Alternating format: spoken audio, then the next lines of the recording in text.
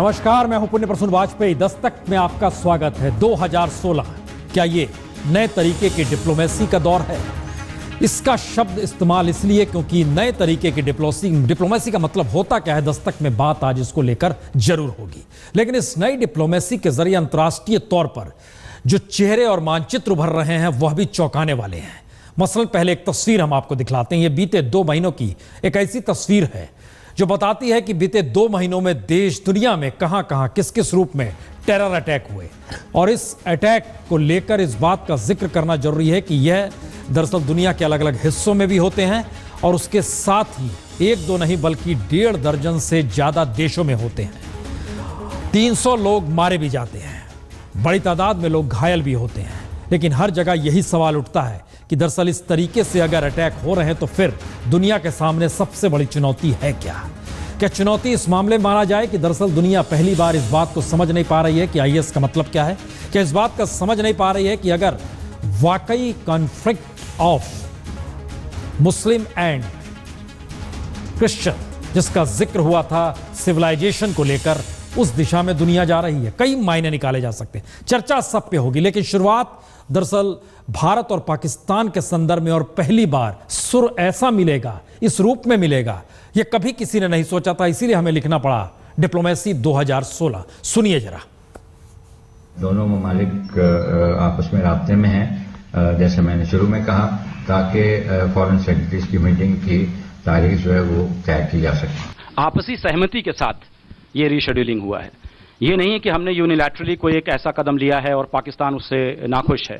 ये दोनों विदेश सचिवों ने आपस में बातचीत की और आपसी सहमति के साथ ये फैसला लिया गया कि बहुत निकट भविष्य में इनको पुनर्निर्धारित करेंगे। I think I chose my words very carefully that I am not aware of such arrest.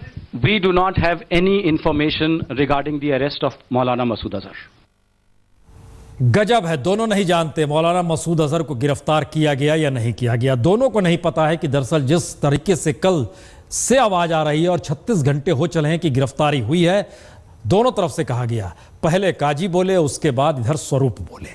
मसला इतना बड़ा नहीं है। इस सुर का मतलब क्या है? ये नई डिप्लोमेसी का मतलब क्या? और ये डिप्लोमेसी कहीं खतरनाक तो नहीं है भारत के लिए? आइए जरा आपको एक रिपोर्ट दिखलाते हैं, किस दिशा में जा रहा है भारत, या किस दिशा में जा रही है डिप्लोमेसी, या फिर पाकिस्तान के साथ संबंधों को लेकर क्या पठानकोट एक ऐसी नब्ज के तौर पर उभर गई है जिसे पकड़ा जाए, दाबा जाए, समझा जाए, देखा जाए, वही सब कुछ। रिपोर्ट देखिए। We do not have any information regarding the arrest of Maulana Masood Azhar. भैया मैं तो मान ही रहा हूं कि पाकिस्तान सही रास्ते पे चल रहा है। जैश ए मोहम्मद पर की गई कार्रवाई एक महत्वपूर्ण एवं सकारात्मक पहला कदम है। आज जो कह रहा है पाकिस्तान, आप उस पर ध्यान दीजिए। जी, डिप्लोमेसी इसी को कहते हैं जिसमें कोई ब्लैक एंड व्हाइट नहीं होता। जरा ध्यान से देखिए, क्योंकि सवाल पूछे गए मसूद अजहर की गिरफ्तारी हुई या नहीं, जवाब आया पता नहीं। पाकिस्तानी जांच पर भरोसा है, जवाब था सकारात्मक है। सकारात्मक का मतलब क्या है? जवाब मिला जैश पर कार्रवाई। पाकिस्तान एसआईटी क्या एयरबेस जाएगी?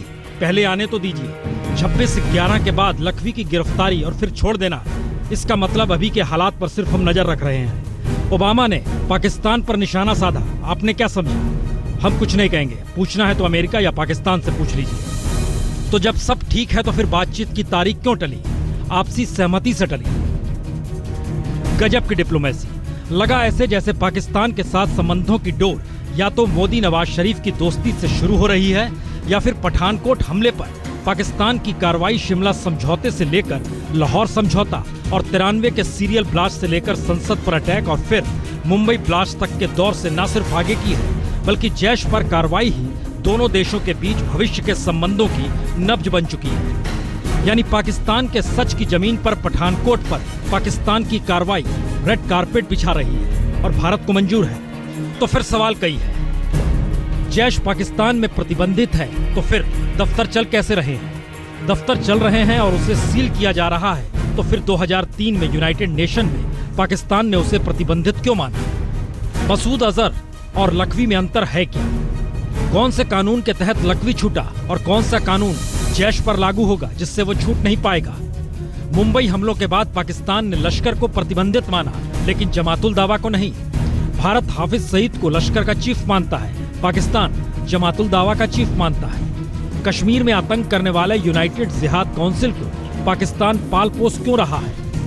जाहिर है ये सारे सवालों के जवाब पाकिस्तान देगा नहीं। यानी विदेश सचिवों की बातचीत क्या वाकई इतनी विस्तृत होगी कि भारत पाकिस्तान के जमीनी सच को टेबल पर ले आए, या फिर पाकिस्तान को पहली बार आतंक की जमीन छुपाने के लिए पठानकोट पर कार्रवाई का एक ऐसा मौका मिल गया है जहां नवाज शरीफ संबंधों की एक ऐसी फिल्म चला रहे हैं जिसे भारत तब तक देखेगा जब तक वो खत्म नहीं हो जाती।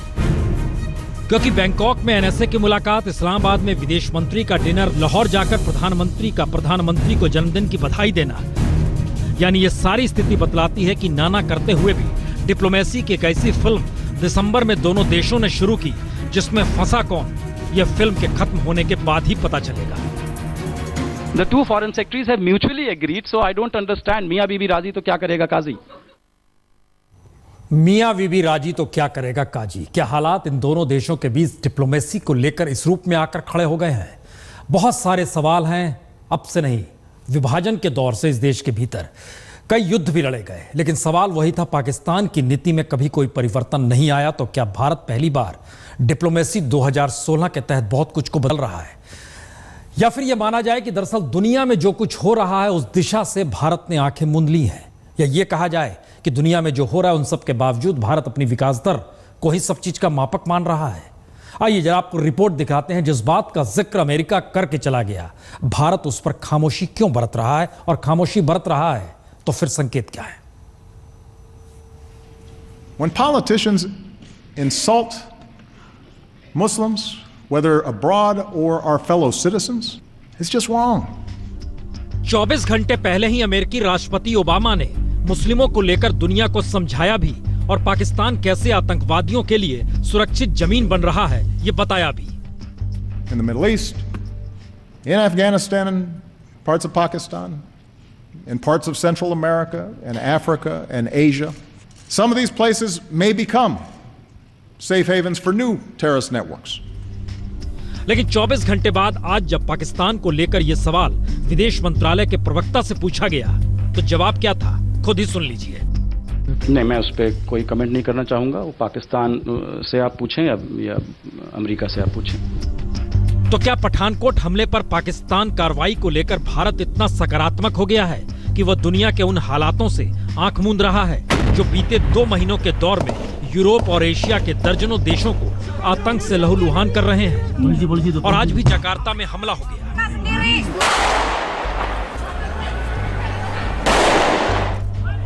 यह फिदाइन हमला था, माना गया आईएस के फिदाइन थे। जकार्ता के सबसे सुरक्षित और संवेदनशील इलाके पर इस फिदाइन हमले ने कैसे आतंक की नई चुनौती को दुनिया के सामने रखा, जरा दुनिया के मानचित्र पर बीते 2 महीनों के सच को ही देख लें। ठीक 2 महीने पहले 13 नवंबर को पेरिस पर हमला हुआ, 138 लोगों की हत्या कर दी गई। 7 दिन बाद यानी 20 नवंबर को माली के बामको शहर में आतंकी हमला हुआ, 27 लोग मारे गए। 3 दिन बाद 23 नवंबर को ट्यूनीशिया के टूनिस शहर पर आतंकी हमला हुआ, 12 लोग मारे गए। 9 दिन बाद 11 दिसंबर को सीरिया के टेल शहर पर हमला हुआ और 60 लोगों की हत्या कर दी गई। 19 दिन बाद 28 दिसंबर को सीरिया कहीं एक दूसरे शहर होम्स में टेरर अटैक हुआ, 32 लोग मारे गए। 4 दिन बाद 1 जनवरी को अफगानिस्तान में भारत के काउंसलेट पर हमला हुआ और उसी दिन पंजाब में पठानकोट पर भी हमला हुआ। पठानकोट ऑपरेशन चल ही रहा था कि इन सब के बीच दोबारा 4 तारीख को खबर आई कि अफगानिस्तान में काउंसलेट पर फिर से हमला हुआ, और 7 जनवरी को ही लीबिया में टेरर अटैक हुआ जिसमें 60 लोग मारे गए। 4 दिन बाद 12 जनवरी को इस्तांबुल में आतंकी हमला हुआ, 10 लोग मारे गए, और उसी वक्त इराक के बगदाद में टेरर अटैक हुआ, 29 लोग मारे गए। 13 जनवरी को पाकिस्तान के क्वेटा शहर में टेरर अटैक हुआ, 14 लोग मारे गए। और आज सुबह ही जकार्ता से खबर आई जहां 9 घंटे तक फायरिंग चलती रही और इस अटैक ने समूचे जकार्ता शहर को ही बंधक बना लिया। तो सवाल यही, क्या वाकई पाकिस्तान ईमानदारी बरत रहा है और दुनिया जिस दिशा में जा रही है, क्या भारत वाकई इन सारी परिस्थितियों को लेकर सचेत है, या फिर पठानकोट के रिजल्ट पाने की हड़बड़ाहट भारत को किसी नए संकट की तरफ धकेल रही है? मुश्किल से डिप्लोमेसी 2016 की नहीं। आपके जहन में आएगा कि आंतरिक सुरक्षा तो पुख्ता कर लीजिए, क्योंकि पठानकोट में जिस तरीके से हमला हुआ, बीएसएफ के जवान से लेकर वहां के स्थानीय पुलिस या कहीं सुरक्षा कर्मियों पर उंगली उठ गई। मुश्किल ये नहीं है, मुश्किल इसके आगे की मुश्किल है। मसलन कश्मीर, जिस अजहर मसूद को लेकर भारत पिछले 24-36 घंटों से इंतजार कर रहा है कि गिरफ्तारी की खबर आ जाए, उस मसूद अजहर की आवाज घाटी में गूंजती है, लोग सुनते हैं और किसी तरीके की रोक टोक नहीं। जरा इस एक्सक्लूसिव रिपोर्ट को देखिए। कश्मीर में इस तरह का मौसम कभी भी नहीं देखा जाता है। जनवरी के महीने में जब कश्मीर पूरे तौर पर बर्फ से ढका रहता है, उस बीच आज कुछ अलग ही नजारा श्रीनगर की सड़कों पर दिखा। इस तरह का घना कोहरा, वो भी जनवरी के महीने में, सामान्य बात नहीं है। सिर्फ मौसम ही नहीं बदला, घाटी में कुछ नई आहट भी हो रही है।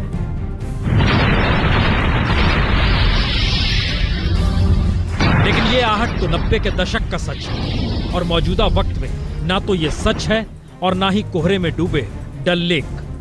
सवाल तो इस आवाज का है। स्कूल के बच्चों, तुमने क्यों फरंगी की तहजीब के सामने सर झुका दिया है? तुमने क्यों काफिरों की शक्ल सूरत और इस्लाम की गैरत का सौदा कर चुके हो? इसी तरह का एक दिन था जेल के वार्ड में मुजाहिदीन। ये आवाज जैश-ए मोहम्मद के मुखिया मसूद अजहर की है।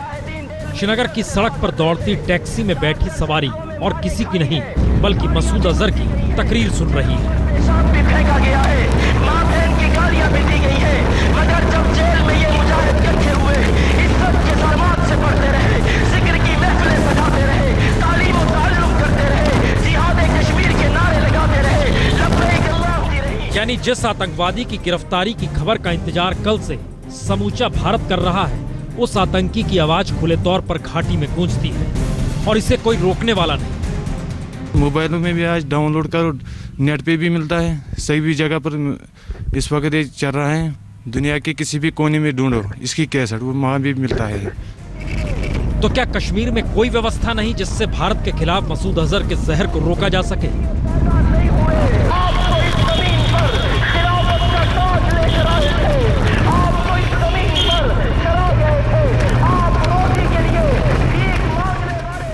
या फिर टेक्नोलॉजी के आसरे आतंकवादी अब कहीं ज्यादा सक्रिय हो चले हैं? जाहिर है ये भारत के लिए चुनौती है, लेकिन ऐसे ही भाषणों का असर है कि बात बात पर कश्मीरी सड़क पर गुस्सा उतारने के लिए खड़ा हो जाता है।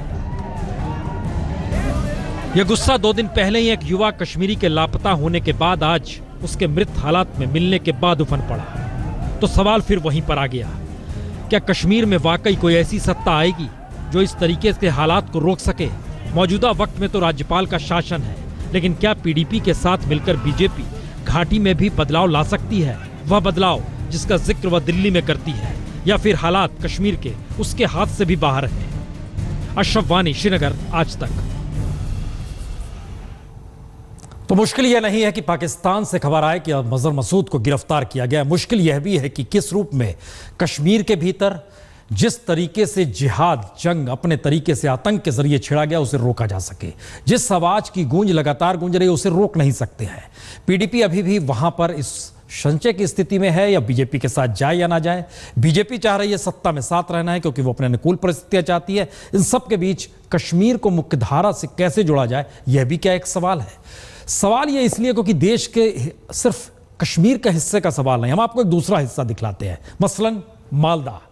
वहां जिस तरीके से केंद्रीय मंत्री की रैली नहीं हो पाएगी, केंद्रीय मंत्री जा नहीं सकता है, सांसद पहुंच नहीं सकता है, विधायक जा नहीं सकता है, क्या देश के बीच में मालदा भारत में मौजूद है या नहीं? या फिर राजनीतिक सियासत इस रूप में मालदा को देखना चाहती है जहां से वो सियासत साध सके? कई सवाल उठ सकते हैं, लेकिन मालदा के भीतर का सच क्या है? आइए जरा एक रिपोर्ट देखिए।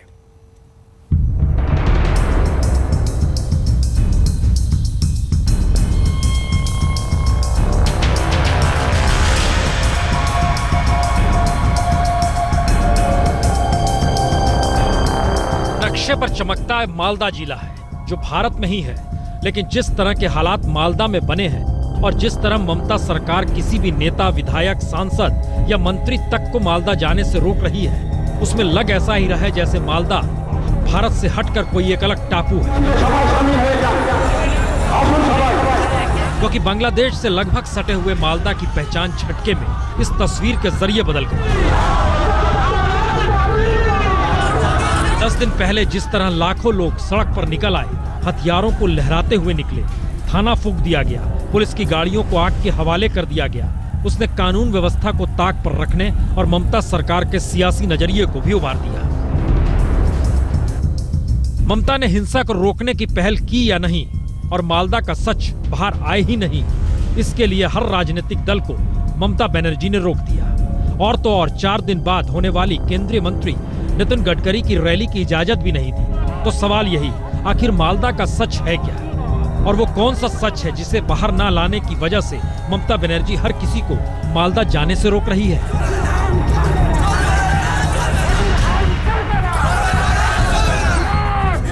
तो जो आवाज मालदा को लेकर उठ रही है उसे भी सुन लीजिए। हथियारों की तस्करी के मामले में मालदा को भारत का अफगानिस्तान कहा जाता है। कलियाचक में अफीम की खेती आम बात है। यहाँ कई इलाके ऐसे हैं जहाँ सरकार की सत्ता नहीं बल्कि अफीम के कारोबारियों की तूती बोलती है। अफीम की खेती में स्थानीय लोग भी जुड़े हैं। अफीम की खेती से मिलने वाले पैसे से आधुनिक हथियार खरीदे जाते हैं, जिनकी तस्करी सीमा पार बांग्लादेश से होती है। कलियाचक में बंदूक लहराते नौजवानों का दिखना आम बात है। ये अफीम के खेतों और क्षेत्रों की रखवाली का दावा करते हैं। और तो और मालदा जाली करेंसी का सबसे बड़ा अड्डा है। पाकिस्तान से आने वाली जाली करेंसी बांग्लादेश के रास्ते वाया मालदा होते हुए भारत के अलग अलग हिस्सों में पहुंचती है।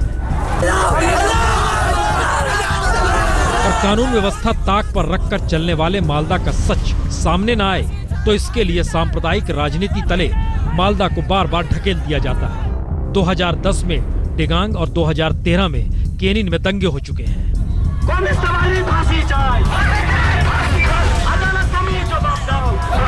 यानी मालदा पश्चिम बंगाल सरकार के फ्लॉप गवर्नेंस का जीता जागता सबूत भी है और सियासी बिसात का मोहरा है।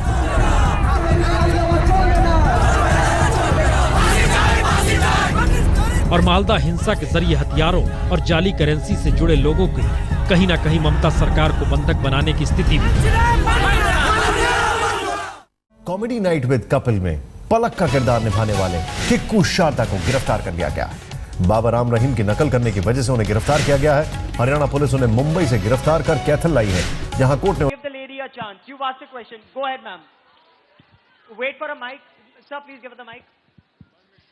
Sir, I just want to ask, when I ask from the people that who want to join